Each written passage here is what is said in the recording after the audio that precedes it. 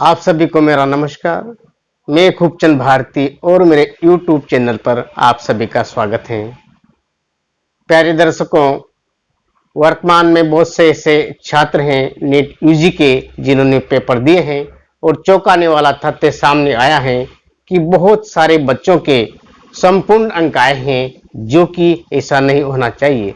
अब बहुत से जिन्होंने पेपर दिए हैं वह बच्चे जिनका रिजल्ट अच्छा आया है, तो उनकी पूरी उम्मीदें हैं कि हमारी नौकरी लगेगी, डॉक्टर बनेंगे। और बहुत से ऐसे बच्चे हैं जो इस बात का इंतजार कर रहे हैं कि नीट यूजी की परीक्षा दोबारा होगी या जो परिणाम आया है वही रहेगा। इस पर जिसने परीक्षा दिलवाई है उसने पूर्ण रूप से जिम्मेदारी भागीदारी नहीं निभाई है और पेपर लीक जैसी जो समस्याएं हैं वो सामने आई हैं।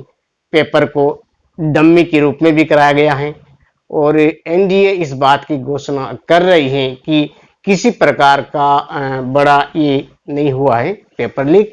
ये कुछ ऐसी जगह पर हुआ है जहां पर कि दोबारा परीक्षा दी गई है, लेकिन सुप्रीम कोर्ट पूर्ण रूप से कह चुके हैं कि परीक्षा दोबारा होना चाहिए, क्योंकि जो पेपर है, परीक्षा है, वह जंगल में आग की तरह फैला है। क्योंकि सोशल मीडिया पर जो कोई चीज वायरल होती है तो वह बहुत सी जगह चल जाती है और सुप्रीम कोर्ट डीवाईएस चंद्रचूड़ ने भी इस बात को कहा है और एक अहम बात खुलासा होकर के सामने आई है कि रीट पेपर में पूर्व मंत्री का करीबी भी गिरफ्तार कर लिया गया है। रीट पेपर लीक मामले में ईडी ने बुधवार शाम को ऑर्डिनेटर रहे डॉक्टर प्रदीप पारासर को गिरफ्तार कर लिया है। हालांकि इसके पूर्व भी एसओजी ने पेपर लीक का मामले में पारासर को 30 जनवरी 2022 को गिरफ्तार किया था।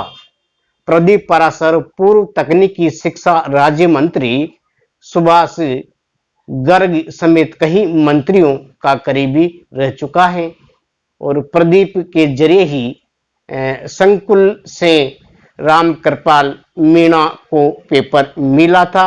ये सारी जो गड़बड़ियां हुई हैं इसमें मंत्रियों के हाथ रहे हैं और जब ये उच्च मंत्री की मिली भगत के अनुसार ही होता है।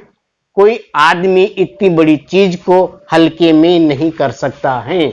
जब उनके पास बड़ी ताकत मिल जाती है और बड़ा सहारा मिल जाता है, पूर्ण रूप से वह स्वतंत्र हो जाता है और इतने बड़े घोटाले का भय नहीं रहता है। तो इसमें मुख्य रूप से जो आयोजक होते हैं उनका हाथ रहता है। तो बच्चों के इस पेपर के साथ, बच्चों की पढ़ाई के साथ, बच्चों की मेहनत के साथ इस प्रकार का कृत्य करना अनुचित है। ऐसा नहीं होना चाहिए और उन बच्चों को सच्चा फैसला मिलना चाहिए। लेकिन फैसला भी मिलेगा तो क्या मिलेगा? वे बच्चे जिन्होंने रात दिन मेहनत करके पेपर दिया है और पेपर दे करके उन्होंने जो अंक प्राप्त किए हैं, उनके सपने पर पानी फिर जाएगा और दोबारा जो मेहनत होती है, क्योंकि एक बार जो पेपर दिया जाता है वही होता है, दोबारा कोई भी पेपर देता है तो कंफ्यूज तो हो ही जाता है। तो इस पर रोक लगे या जिस प्रकार से अब जो परीक्षाएं हो वो पूर्ण रूप से सही हो, पेपर लीक ऐसी घटनाएं नहीं होना चाहिए। ये हमारे देश के लिए दुर्भाग्य है। नमस्कार, फिर मिलते हैं। मैं खूबचंद भारती।